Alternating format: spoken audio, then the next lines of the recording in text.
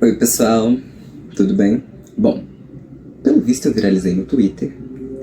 Eu acho que eu não vou dar orgulho pra minha mãe em relação a isso, mas eu viralizei no Twitter fazendo uma discussão relacionada à literatura e sobre o acesso à leitura no nosso país, né? E aí, pelo visto, esse assunto, ele acabou tocando muitas pessoas, as pessoas até agora estão engajando nesse assunto, né? E esse é um assunto que eu acho que ele merece uma determinada atenção, um determinado carinho especial com ele. Por isso, eu resolvi fazer esse vídeo, fazendo um compilado de algumas coisas que eu vi que as pessoas comentaram nesse vídeo. Vou responder alguns comentários e tudo. Vou defender a minha posição aqui, esclarecer alguns pontos que precisam ser esclarecidos. E principalmente vou, depois, ao final de tudo, vou fazer um apanhado teórico sobre os textos, as teorias, o que que fundamenta a minha opinião.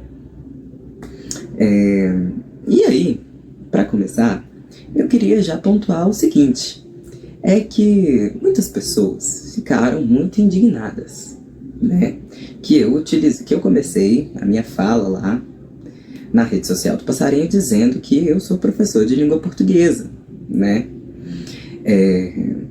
Algumas pessoas se sentiram até atacadas e tudo, e há essas pessoas que não concordam com a minha perspectiva e que disseram que eu estava dando carteirada, disseram que eu estava, sei lá, né, sentiram que como se eu estivesse menosprezando a opinião de qualquer outra pessoa que não esteja envolvida no assunto. E não, eu disse que eu era professor de português e eu sou professor de língua portuguesa, né? Justamente porque essa é uma discussão em que eu acredito que a minha opinião ela possa contribuir com alguma coisa para a gente poder debater, para que a gente possa vencer juntos, né? Tá aí a palavra convencer, né? E é por isso que eu trouxe a minha opinião, só para que ela possa ser escutada como alguém que está o tempo inteiro lidando com isso. Mas eu não sou a única pessoa lidando com isso no mundo. Eu não acho que a minha opinião ela deva prevalecer sobre a coletividade. Eu acho que, num assunto tão sério como esse, a coletividade é que tem que debater isso em grupo, né? E é isso que eu tento fazer aqui, agora, nesse movimento. Para começar, eu acho que é muito importante que eu faça a contextualização sobre como que surgiu essa polêmica toda, né? E como, meu Deus, eu nunca imaginei irritar no Twitter, mas enfim. Uma influencer, acredito que ela seja influencer, mas uma pessoa da internet, ela postou que ela leu 110 livros. E ela postou a foto dos livros mostrando que eram literaturas de massa. Literaturas que são publicadas nos dias de hoje, né? E que não tem problema nenhum serem publicadas. Aí veio um outro ser humano e disse que não adiantava nada ler 110 livros se todos eles eram lixo, né? Nisso, eu fiquei indignado.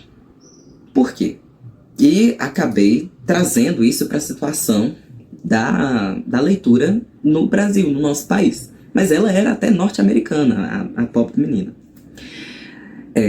Mas dentro do nosso país, a gente tem uma situação muito delicada da leitura. E que você acabar fiscalizando, você acabar oferecendo qualquer tipo de ostracismo em relação aos temas que uma pessoa ela se interessa por ler, acaba sendo um desserviço, acaba sendo um problema muito grande, um sabor muito grande para a formação de leitores no nosso país. Então, eu fui lá e comentei que adiantava sim, adiantava muito. Não é pra gente ser fiscal de leitura. A gente não pode ficar fiscalizando o gosto das pessoas por aí. A gente devia cuidar da própria vida. E a gente devia parar de atrapalhar o processo dos outros. Vamos parar de atrapalhar o corre dos outros. Foi isso que eu falei. Para além disso, eu teci demais comentários com a primeira pessoa que comentou no meu post. Que só esses demais comentários que eu fiz já esclareceria metade, mais da metade, esclareceria quase todos os comentários que foram feitos no post. Mas enfim. E aí é que começou o hit todo mundo começou a compartilhar, a curtir e tal. Beleza. O que eu gostaria de pontuar, então, primeiro, é sobre o estado da leitura no nosso país. E a gente, conforme a avaliação do SAEB, o sistema de avaliação dos estados da educação básica, o que a gente tem, em sua maioria, em relação aos nossos alunos da educação básica é que são alunos que saem do ensino médio num nível de competência de leitura muito raso. Eles não conseguem fazer inferências dos conteúdos implícitos dentro de um texto. Eles não conseguem compreender os sentidos que as conjunções, que os conectivos conseguem colocar dentro do texto. Eles não conseguem entender qual que é o efeito de sentido que uma experiência estética de um poema, que uma linguagem, que uma rima pode oferecer dentro de um poema. Eles não conseguem compreender o jogo de palavras que pode ser feito, seja dentro de uma leitura literária, ou seja numa reportagem de jornal. Qual que é o efeito de sentido que a escolha de palavras, que a seleção lexical ela faz na hora que o texto está sendo lido, na hora que ele está sendo produzido também. E isso é um estado muito grave da leitura. Porque a gente forma pessoas dentro da nossa educação básica que não estão aptas totalmente para o exercício da vida pública. Não porque elas não têm capacidade para tanto, mas porque elas não foram ensinadas a fazer uma leitura aprofundada, a fazer uma leitura interpretativa de um texto. E sim, a fazer uma leitura rasa, a fazer uma leitura por alto de um texto. E isso acaba sendo um problema muito grande dentro da nossa sociedade, que tem como causa principalmente o fato de as pessoas não terem o hábito de leitura. O hábito de leitura não é desenvolvido, não é ensinado, não é potencializado para os jovens, para os adolescentes, para os adultos, para toda a sociedade, para toda a população. E a leitura é um direito. A leitura é um direito. A literatura, a leitura, o acesso à linguagem são todos direitos de qualquer cidadão, de qualquer ser humano.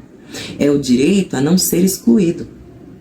E aí, o que acontece, e eu vou repetir muito o que acontece, é que quando a gente fala sobre a formação de leitores, sobre a formação de um hábito de leitura, um hábito de leitura, ele só se institui por meio do gosto. A gente só vai instituir o apreço pela ação de ler, pela ação de poder de decifrar e de fazer a textualização e de descobrir os sentidos de um texto a partir do momento em que a gente gosta, que a gente entende que aquilo ali reflete as concepções, os valores, ou então muda os valores e as concepções que a gente tem dentro da gente. Isso só vai acontecer dessa maneira. O apreço à leitura só acontece assim. O que eu pontuei naquele vídeo, o problema todo que se inscreve aqui, em que está o meu posicionamento, que o meu posicionamento não é o problema, né? Mas a questão toda que virou esse áudio todo, é a formação de um hábito de leitura e de um gosto pela leitura, de um apreço pela leitura. Aí, essa é a questão toda. Desvirtuaram o negócio tudo. Foram lá para as conchinchinas, os crocrocó, e eu deixei. Eu falei bem assim, saiu do meu controle, né? Aquele momento que o assunto, né, ele mexe com os nossos afetos, vai para a coletividade, e aí não tem muito bem o que a gente fazer mesmo. Então, eu só deixei o trem correr. Deixa o povo lá falar os absurdos que quer. Só que, como eu disse, esse assunto ele merece um carinho. Esse assunto merece um carinho especial pra gente. Porque a leitura se trata da formação dos cidadãos.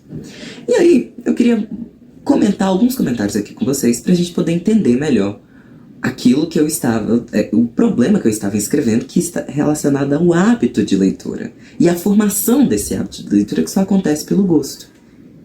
E aí a gente vai ver como é que isso se inscreve em relação a leitura de literatura de massa, leitura de literatura no geral assim mesmo.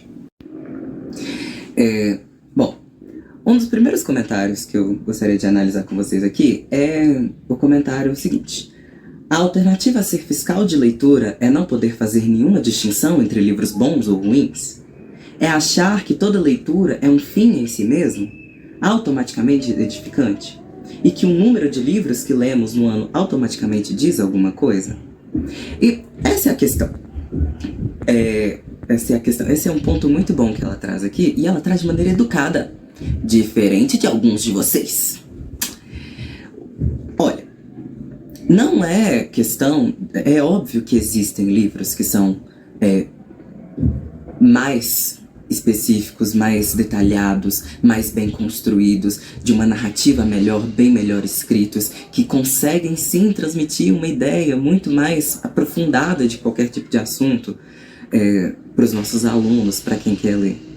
Só que o meu ponto aqui, e que eu defendo, é que na formação de um leitor, na formação de um hábito de leitor, se você está construindo essa formação ainda, então não tem porquê, principalmente a leitura sendo por gosto, é que as pessoas fiquem fiscalizando, fiquem xeretando quais tipos de livro você lê ou não.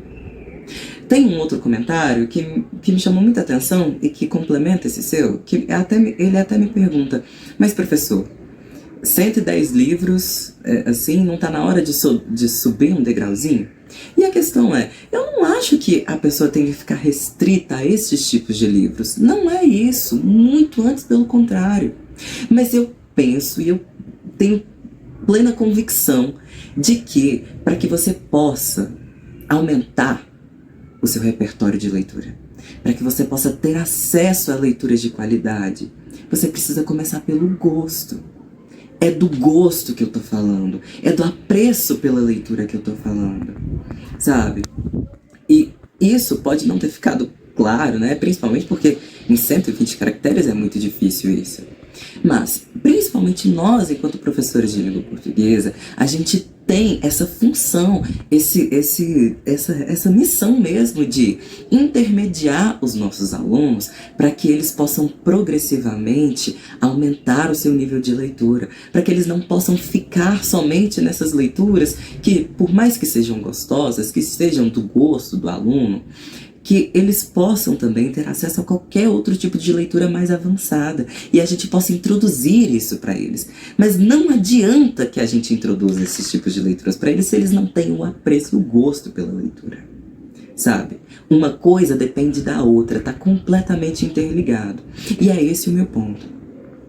Eu penso que é completamente improdutivo a gente tentar fazer com que os alunos leiam livros, vou pôr, por exemplo, clássicos, mas não precisam ser só clássicos, livros teóricos atuais também, alta literatura, altos livros de grande entendimento, seja da sociedade ou sobre si.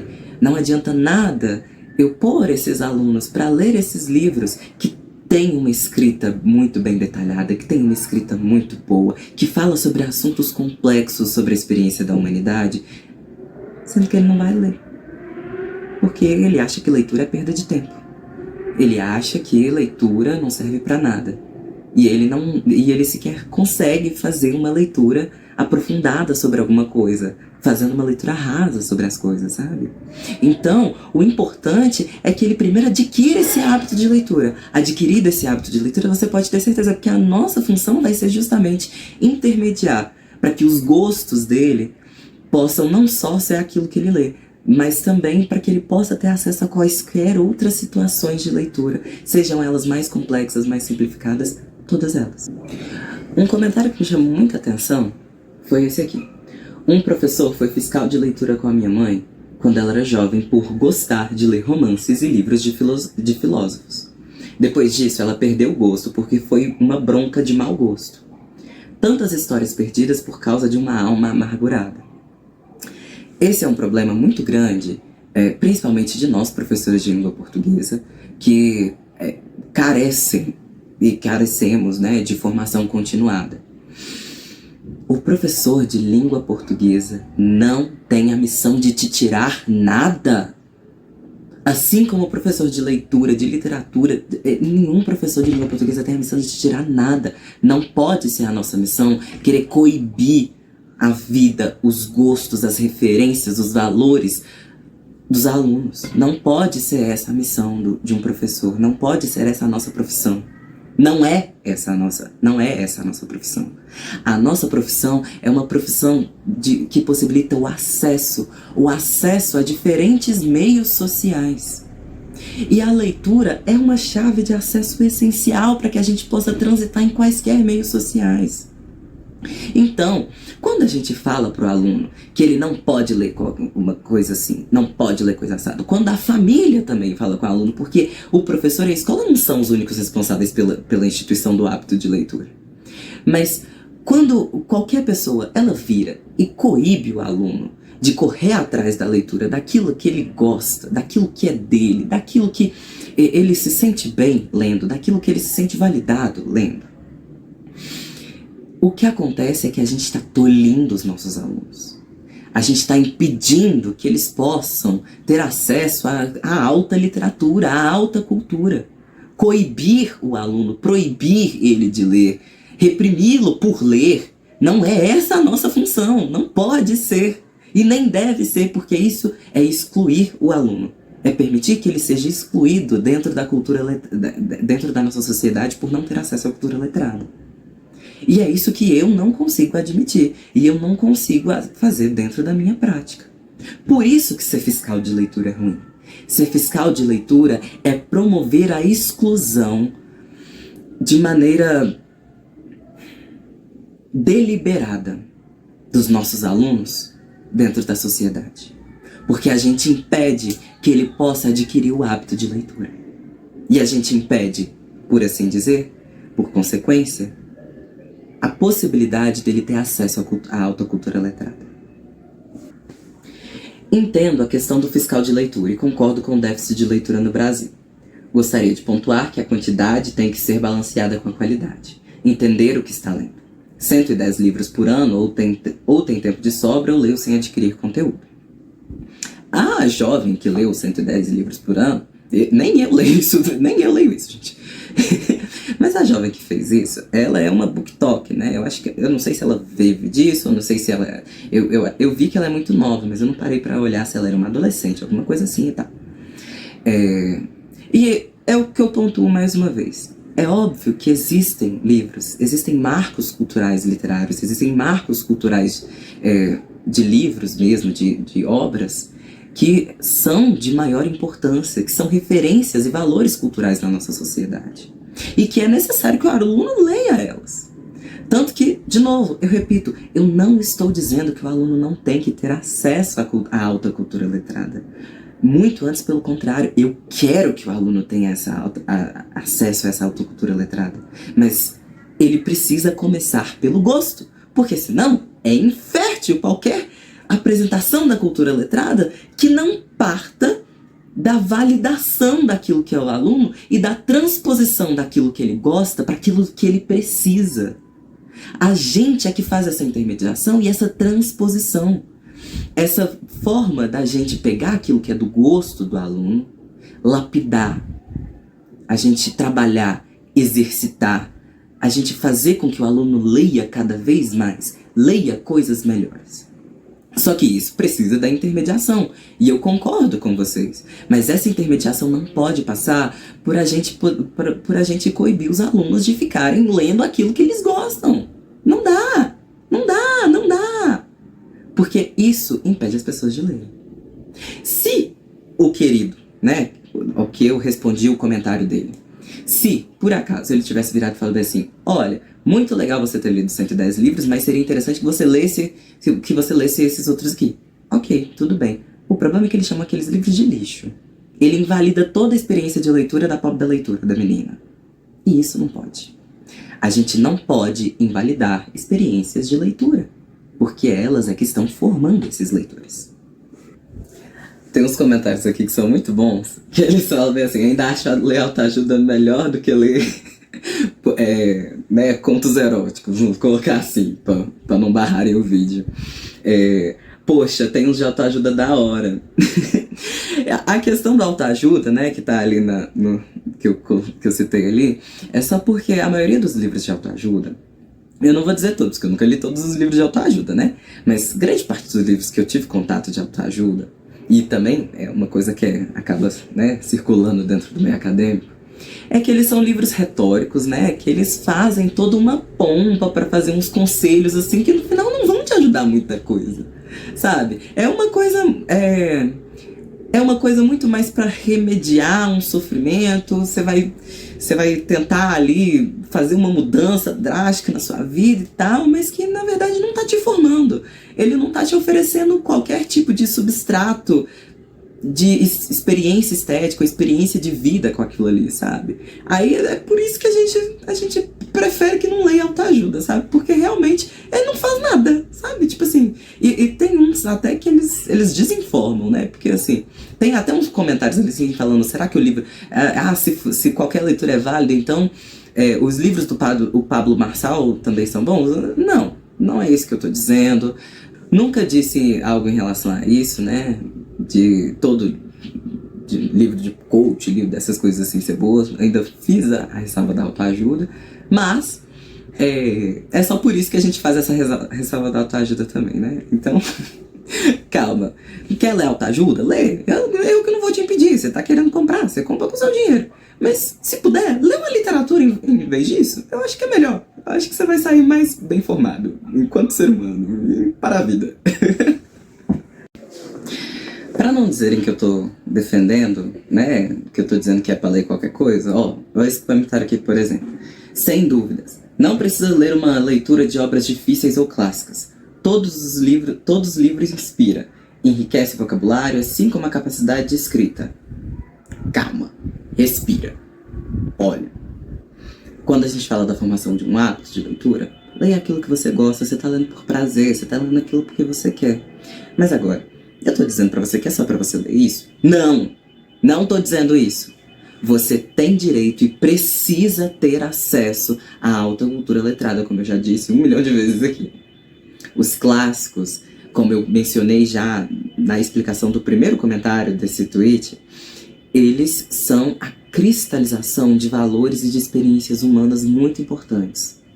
Então, é necessário que a gente leia os clássicos, é necessário que a gente absorva aquilo, que a gente interprete, que a gente procure os sentidos naquilo, que a gente renove os sentidos dos clássicos, que a gente leia coisas que são difíceis de ler mesmo, para que a gente possa exercitar o nosso hábito de leitura.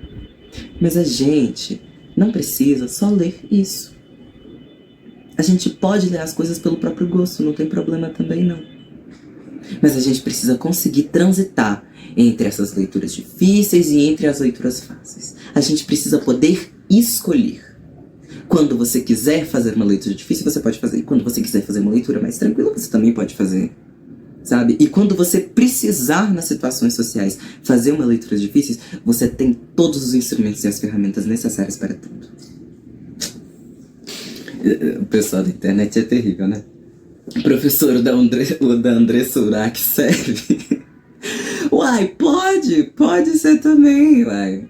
É o que eu tô dizendo. Pode ler o que você se sentir à vontade. É biográfico, vai lá com Deus. É autoajuda, eu não vou impedir também não. Prefiro que não, mas vai lá com Deus também. Agora, precisa ser só isso que você lê? Não. Tem que ler mais coisa também. Tem que ler de tudo. Da mesma forma que a sua mãe fala que você precisa comer de tudo, vegetais, frutas, legumes, não só lasanha, você também precisa ler de tudo. Se você já tem um hábito de leitura, leia mais. Leia para além, evolua, né? Como o outro que eu colocou ali, aumente o repertório das suas leituras, mas leia também sua André Surak se isso te apetece. Tem um aqui, que é um dos que eu achei que é muito interessante, que eu acho engraçado, sabe? A internet é cheia de maluco. Tem um aqui que virou e começou com uns complôs, né? Que começa a fazer os complôs, as teorias da conspiração toda. Aí ele vira e fala bem assim, é melhor se doutrinar negativamente do que não ler livros? Aí eu tô assim, leia, né amor? Sempre leia livros. Primeiro de tudo que a gente chega aqui. Segundo, meus amores, ainda mais eu aqui, professor de língua portuguesa, a gente não doutrina ninguém. A gente não tem nem tempo pra fazer isso dentro de sala de aula, tá bom? Um beijo, fechou? As ideias que a gente entra em contato dentro do livro, a gente não precisa aderir a elas. Elas são uma experiência. Você adere a elas só se o seu conjunto de valores e o conjunto de valores do meio que você está em volta é compatível, ou então esse livro conseguir reorganizar as suas crenças. Agora, você tem acesso e você pode perguntar aos mais diversos pares sociais para você confirmar, entender melhor quais são suas crenças, seus valores e tudo. Então, não vai ser um livro, uma unidade de livro que vai fazer isso. É todo um sistema de reorganização de valores e crenças. E se você tentar culpar os livros em relação a isso, você me desculpe. É muita conveniência e é muita vontade de restringir o acesso ao conhecimento. A única leitura que eu acho paia é aquela que é feita de forma superficial, pulando páginas. Aí vem pras redes sociais dizer que leu 200 livros, mas não absorveu porra nenhuma, só competição. Eu vou ter que cortar a palavra, não sei se vou conseguir, mas enfim. Cara, eu pontuo uma coisa que é muito importante aqui.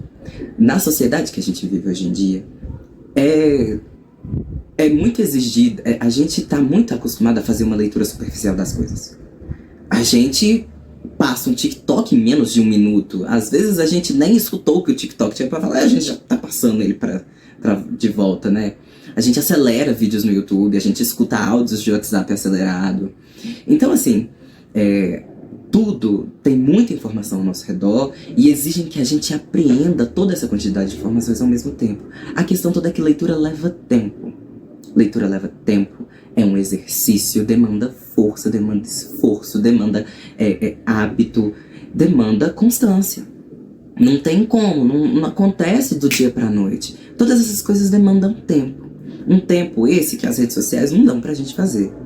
Então, ainda mais quando a gente tá falando de livros, e principalmente como nessa querida livros de literatura, esses livros, eles são muito bons. Por quê? Porque eles incentivam a gente, e mais uma vez, por isso que não pode ser fiscal de leitura, por isso você não pode invalidar a experiência de leitura, ainda mais de livros de literatura de massa, literatura atual, assim.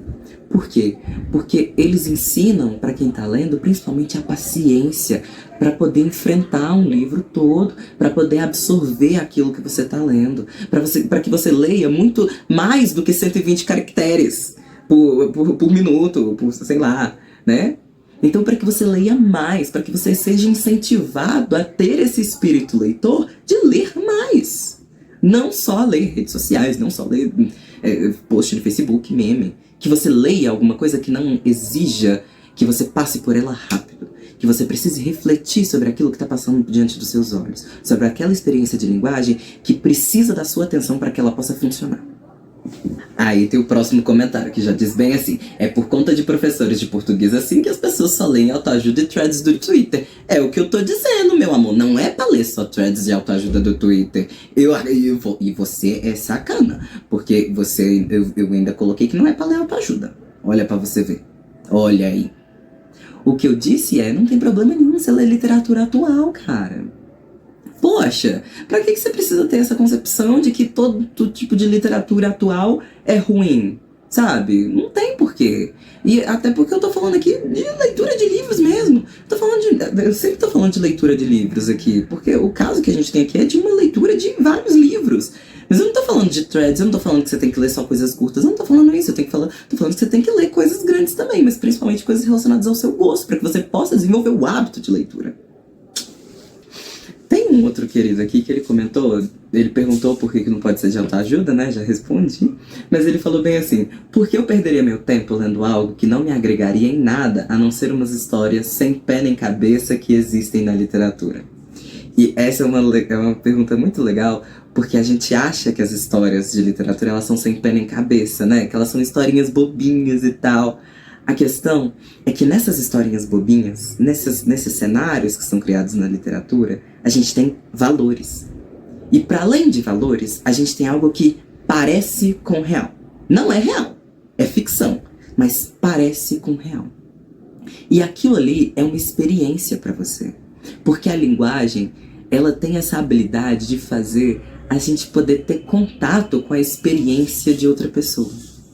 Quando a gente produz essa experiência humana em ficção, uma experiência humana que nunca existiu no mundo real, no mundo fático, nunca aconteceu, mas que tá lá no livro, que foi criada dentro do livro, a gente tá fazendo com que as pessoas tenham contato com algo humano. com algo da experiência humana, com algo que a gente sente, com algo que a gente pensa, com algo que passa pela nossa cabeça, com uma situação difícil que a gente possa passar. Então, a literatura, ela forma seres humanos. Ela tá ali para que a gente possa ter experiências estéticas que formem a gente enquanto gente. Essas histórias que parecem bobinhas, elas estão ali te mostrando como é que é ser humano. Gente, tem uns comentários assim que me irritam muito. Por exemplo, belo exemplo de escrita de um professor. Eu coloquei tá no tweet. Cara, presta atenção, olha onde você está no Twitter. Este não é um perfil profissional. Este é, né, no caso agora você não tá no Twitter, mas assim, o post tá no Twitter, tá no meu perfil pessoal. Até se eu colocasse um deveras agradecido pela força da artesã. Não, isso não comunica aqui. Isso não é pertinente aqui. Esse tipo de linguagem não cabe aqui. E você querer cagar regra relacionada a como eu digo ou como eu falo dentro do meu perfil pessoal, em que eu estava emanando uma opinião, aí você me desculpe. Aí realmente é muito complicado, né? Porque aí a adequação da linguagem, a adequação social da linguagem, ela não vai se perfazer ali. Sabe? Então, assim, tinha um cara lá que comentou que eu falei tá, que eu coloquei tá, que eu abreviei algumas coisas ali. Poxa, cara, são 120 caracteres. Além de ser 120 caracteres, é uma rede social em que a linguagem deve ser informal para ela poder comunicar bem. Então, por favor, melhore. Gente, tem uns aqui que realmente são muito engraçados, não tem como, né? Tem um aqui que virou e falou assim, você não devia ser professor. Ah, tá bom, tudo bem. Não desconstitui nada a minha argumentação, mas tá bom, vai lá, com Deus. Aí tem um aqui, gente, eu não citei o nome de ninguém, mas um aqui eu vou ter que citar, porque ele retweetou. E é assim. Olha só. O nome do arroba é Bolo de Fezes. Bem se vê. O professor viado de 23 anos sabe muito. Podem ir na dele. Leiam merda que você vai ficar inteligente, vai aprender muito. Olha, eu entendo muito que esses assuntos, desculpa, eles pegam muito nos afetos da gente, nas crenças, nos valores da gente, na maneira como a gente acha que a formação das pessoas deve ser e tudo. Mas a gente tem que ter plena consciência do seguinte, é muito importante que a gente saiba respeitar o outro dentro da rede social. Para além disso, utilizar da minha sexualidade para invalidar a minha argumentação não foi válido e não conseguiu perfazer o objetivo de desconstituir o meu argumento, sabe? Então, assim, eu acho que existem maneiras muito mais educadas e muito mais produtivas da gente estabelecer esse debate, principalmente com respeito. E isso só mostra a sua ignorância, porque o preconceito é produto da ignorância, sabe?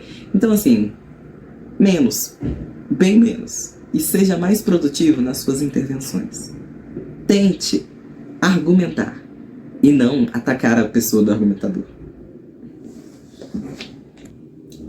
Eu vou aproveitar o comentário para começar a falar sobre um pouco da minha fundamentação teórica para isso, né? Tem um aqui que ele é muito interessante. Então, esse aqui é o resultado quando você não conhece pedagogia crítica, quando você não lê uma porra de um texto do Paulo Freire na faculdade, você não reconhece conceitos básicos como alienação e retrocesso da leitura crítica. Eu acho que é um comentário válido, apesar do tom bem agressivo, né? Eu penso, é um retweet na verdade, né? E eu penso o seguinte, cara, eu li Paulo Freire. E o Paulo Freire, ele fala justamente de uma educação que ela é libertadora. Eu tenho a plena consciência de que existem livros que eles não são da melhor qualidade e tudo para os alunos. Mas o que está em jogo aqui nesse tweet, o que está, né, aqui o momento todo, são livros de literatura de massa, são livros de literatura... É nesse aspecto que eu escrevo a minha perspectiva, sabe? Porque a gente tem que aprender a fazer os recortes de tudo, porque não dá pra gente falar sobre tudo, de todas as coisas ao mesmo tempo, né? E aí, esses livros de literatura de massa, esses livros de literatura assim, se eles atraem os jovens, se eles atraem os alunos, os livros do Sidney Sheldon, como colocaram aqui, 50 Tons de Cinza, se atraem as pessoas para a leitura, é muito positivo que elas leiam. É importante que elas leiam.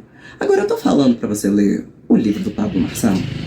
Eu tô falando, por acaso, para você ler o livro do Olavo de Carvalho? Eu tô falando pra você ler autoajuda? Não, não tô falando isso, sabe? E isso é muito preocupante, porque isso reflete uma dificuldade de leitura muito grande das pessoas em refletir sobre o tweet que tá ali. Porque eu tô me referindo muito a algo muito específico que é relacionado à literatura, sabe? A essas histórias, assim, a essas histórias de ficção, sabe? Que acabam encantando os jovens e que podem e convidam, na verdade, os jovens a entrar dentro do universo da leitura.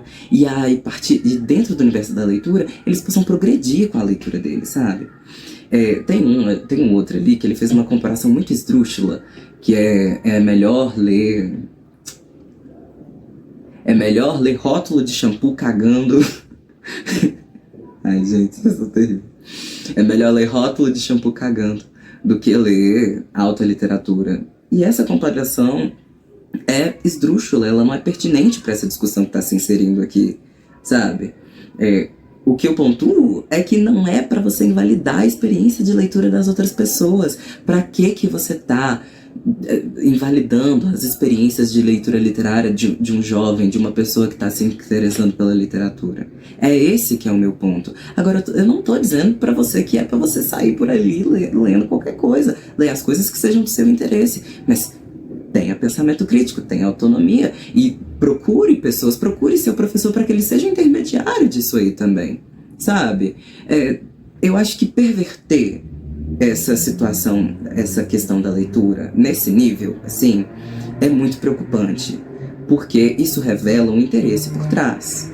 Isso revela um interesse de restringir o acesso à cultura letrada, que você diz defender, e não é isso que está acontecendo. Eu acho que a gente precisa ter mais consciência das ferramentas que a gente tem para que a gente possa educar os nossos alunos de maneira autônoma, de maneira libertária, que a gente possa materializar a pedagogia da autonomia do Paulo Freire, sabe? E não restringir, e não tolir, e não cortar as asas dos nossos alunos, e não cortar aquilo que é cultural dos nossos alunos, e não tirar nada do aluno. De novo, a gente não tá aqui para tirar nada. A gente tá aqui para pôr, para acrescentar, para compartilhar, para engrandecer. Eu gostaria, então, de pontuar como eu penso, né? E eu me inspiro principalmente, eu me inspiro nesse livro aqui, Preconceito Linguístico, do Marcos Banho, em que ele vai fazer essa reflexão de que o professor de língua portuguesa ele não pode tirar nada do aluno, né? Ele deve, na verdade, fazer com que o aluno tenha acesso à linguagem e, por assim dizer, aos diferentes meios sociais. E aí, ele menciona que, né, a prática dos professores de língua portuguesa de tentarem corrigir e tirar dos alunos quaisquer variações que não correspondem à norma padrão da língua portuguesa, né?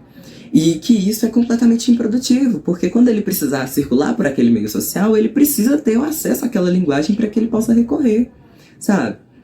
A gente não pode invalidar aquilo que já vem com o aluno. A gente tem que mostrar para ele que linguagem é igual roupa, é quando e onde usar. A mesma coisa com a literatura e com a leitura. Quando a gente fala de leitura, a gente tem que ter a plena consciência de que o aluno ele precisa saber ler em qualquer ambiente da sociedade. O aluno precisa poder decifrar e fazer a textualização de quaisquer obras, sejam obras clássicas, sejam anúncios publicitários, reportagens, publicidades e tudo. E isso é feito por meio da instrução formal, ou deveria ser feito por meio da instrução formal. Mas não só por meio disso, por meio da educação que a própria família, que a sociedade toda dá para a pessoa. Agora, não adianta a gente querer tolir esse aluno e cortar dele as coisas que ele começa a ler para desenvolver o apreço pela leitura. Não adianta. Isso é tornar qualquer tipo de leitura e qualquer interesse pela leitura e qualquer acesso do aluno aos meios sociais é restringir esse acesso. Além disso, eu uso um texto da Irlandé Antunes, que é o texto que está num livro dela, que se chama Língua, Texto e Ensino, Outra Escola Possível. E aí tá no capítulo 11, a leitura de olho nas suas funções. E aí ela vai mostrar pra gente como que a leitura, ela vai nascer, como que o apreço da leitura, ela nasce do gosto, sabe? Bom, para além do livro do Marcos Banho, uma das coisas que eu fundamento, e do texto da Irlanda Antunes, né? Um dos textos que eu uso para fundamentar o meu ponto de vista é justamente a pedagogia da autonomia do Paulo Freire. Lá ele tem um capítulo só para falar sobre isso, uma sessão só para falar sobre isso. Ensinar exige respeito aos saberes dos alunos. Por isso mesmo, pensar certo coloca ao professor, ou mais amplamente à escola, o dever não só de respeitar os saberes com que os educandos, sobretudo os das classes populares, chegam a ela, saberes socialmente construídos na prática comunitária, mas também, como há mais de 30 anos venho sugerindo, discutir com os alunos a razão de ser de alguns desses saberes em relação ao ensino dos conteúdos. Por que não discutir com os alunos a realidade concreta que se deve associar à disciplina cujo conteúdo se ensina? Por que não estabelecer uma necessária intimidade entre os saberes curriculares fundamentais aos alunos e a experiência social que eles têm como indivíduos? Por que não discutir as implicações políticas e ideológicas de um tal descaso dos dominantes pelas áreas pobres da cidade? A ética de classe embutida nesse descaso. A questão toda é que esses livros todos, eles estão em contato com os alunos, eles são vendidos aos alunos. Então, é óbvio que nós, enquanto professores, as pessoas enquanto os professores, eles precisam fazer essa intermediação. Mas por que eu não aproveito isso?